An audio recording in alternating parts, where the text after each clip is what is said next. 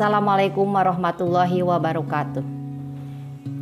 Selamat bertemu kembali anak-anak kelas 7. Mari kita lanjutkan pelajaran IPS kita kali ini dengan mengambil tema potensi kemaritiman Indonesia. Semoga kalian ada dalam keadaan sehat walafiat, diberkahi dan diberi kemudahan. Pada pertemuan yang telah lalu kita sudah membahas tentang potensi sumber daya alam Indonesia yang menyangkut tentang potensi hutan dan barang tambang di Indonesia. Sebelum kita lanjut ke materi inti, maka kalian harus tahu tujuan pembelajaran kita kali ini. Tujuan pembelajaran kita kali ini ada 5. Yang pertama, kalian harus dapat menguraikan pengertian potensi kemaritiman Indonesia. Yang kedua, menyebutkan macam-macam potensi kemaritiman Indonesia.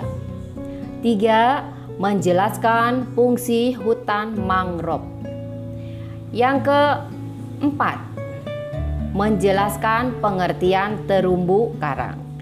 Kemudian yang kelima, yang terakhir, harus dapat menguraikan tempat hidup yang baik untuk terumbu karang. Oke, kita masuk pada materi inti. Tujuan pembelajaran yang pertama, menguraikan pengertian potensi kemaritiman Indonesia. Maritim biasanya berhubungan dengan kelautan dan perairan. Jadi, potensi kemaritiman adalah potensi suatu negara pada bidang kelautan dan perairan. Nah, sekarang apa artinya potensi kemaritiman Indonesia?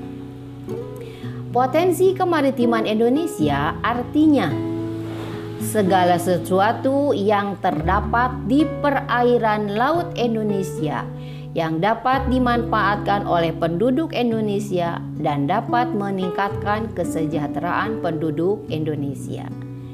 Tujuan pembelajaran yang kedua, harus dapat menyebutkan macam-macam potensi kemaritiman Indonesia. Ingat, luas laut Indonesia mencakup 2/3 dari seluruh luas wilayah Indonesia, yaitu 5,8 juta kilometer persegi. Indonesia sangat kaya akan potensi lautnya.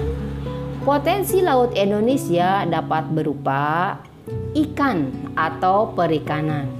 Yang kedua, barang tambang seperti minyak bumi, nikel, emas, boksit, pasir, biji besi, timah, dan lain-lain.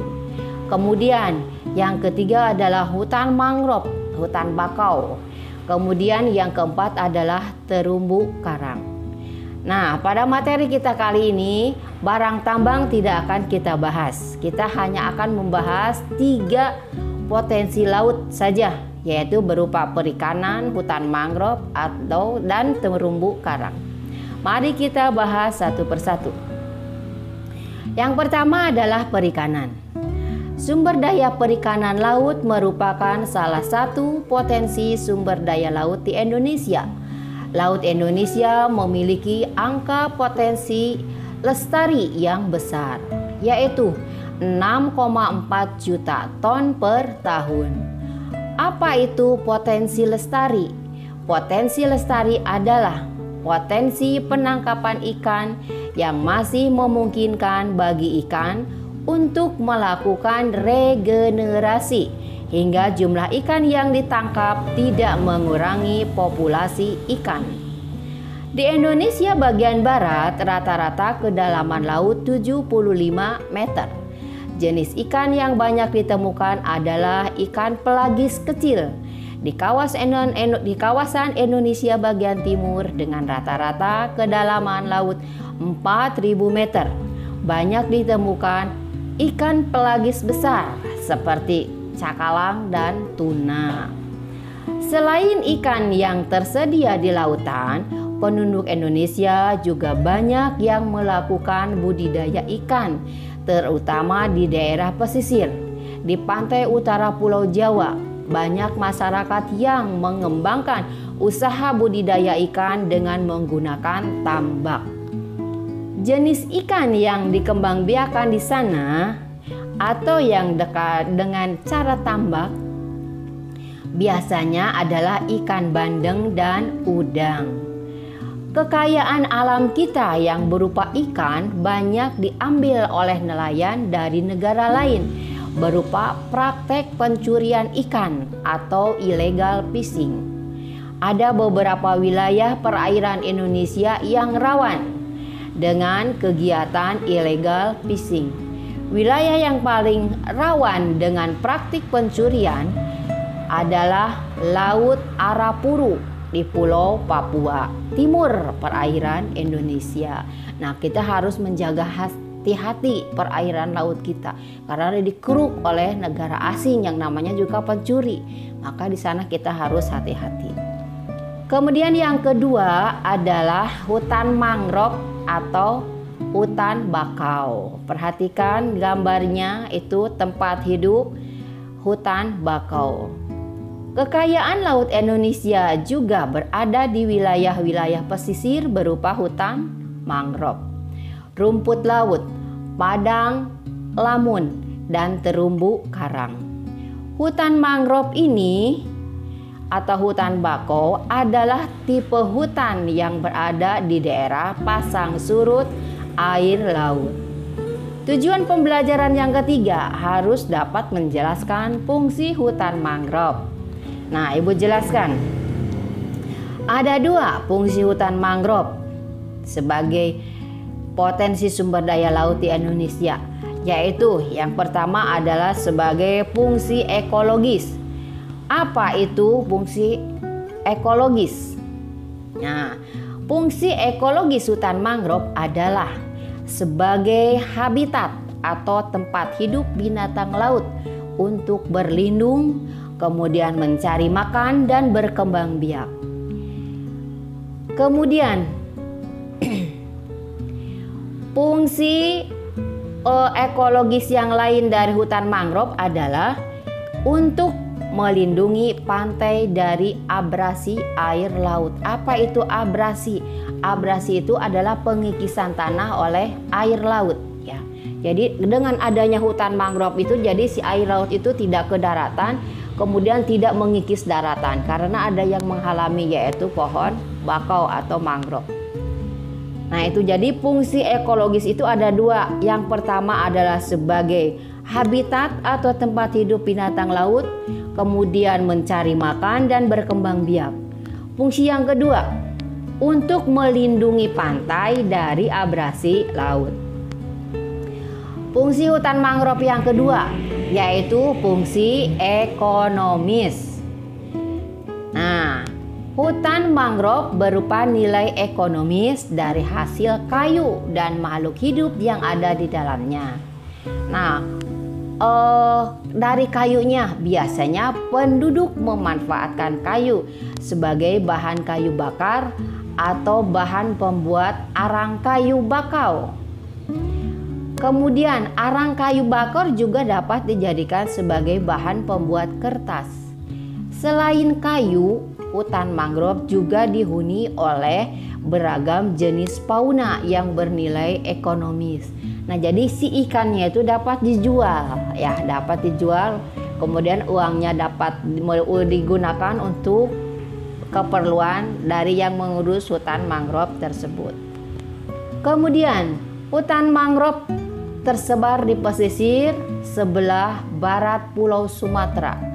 Kemudian juga di beberapa bagian ada di pantai utara Pulau Jawa, sepanjang pesisir Pulau Kalimantan, pesisir Pulau Sulawesi, pesisir sebelah selatan Papua, dan beberapa pulau kecilnya. Luas hutan mangrove di Indonesia mencapai sekitar 3 juta hektar yang tersebar di sepanjang 95.000 km pesisir Indonesia.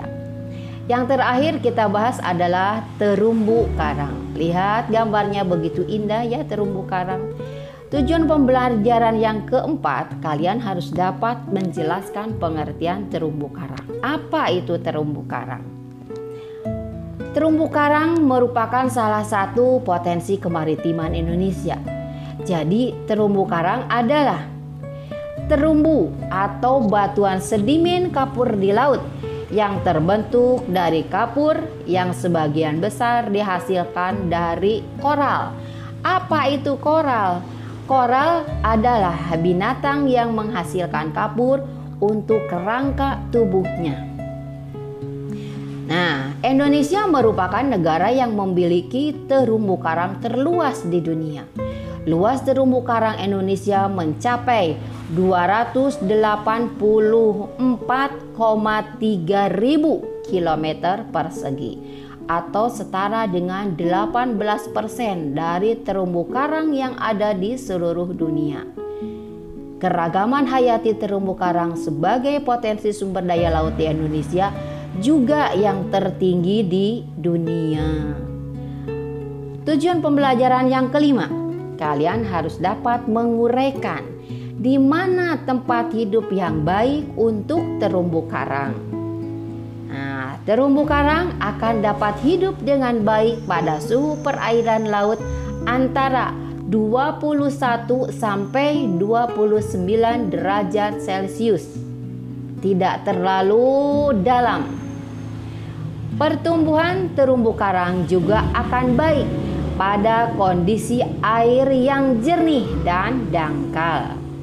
Kemudian, kedalaman air yang baik untuk tumbuhnya terumbu karang tidak lebih dari 18 meter. Terumbu karang memiliki banyak manfaat, baik manfaat yang bersifat ekonomis, ekologis, dan ekonomis. Nah, itu adalah tempat tumbuh terumbu karang dan manfaatnya. Suhunya 21 sampai 29 derajat. Kemudian kondisi airnya harus jernih dan dangkal. Kemudian kedalamannya tidak boleh lebih dari 18 meter. Demikian materi yang dapat Ibu sampaikan. Mari kita masuk pada sesi evaluasi. Jawab pertanyaannya ya. Pertama, yaitu apa yang dimaksud dengan potensi kemaritiman Indonesia? Yang kedua, sebutkan macam-macam potensi kemaritiman Indonesia. 3. Jelaskan fungsi hutan mangrove. Keempat, jelaskan pengertian terumbu karang. 5. Terakhir, di mana tempat hidup yang baik untuk terumbu karang. Nah, itulah pertanyaan yang harus kalian jawab. Untuk materi selanjutnya, kita akan membahas tentang dinamika kependudukan Indonesia. Demikian materi yang dapat Ibu sampaikan. Semoga bermanfaat. Wawasan dan pengetahuan kalian semoga semakin bertambah. Ibu akhiri, wabillahi taufik wal hidayah. Wassalamualaikum warahmatullahi wabarakatuh.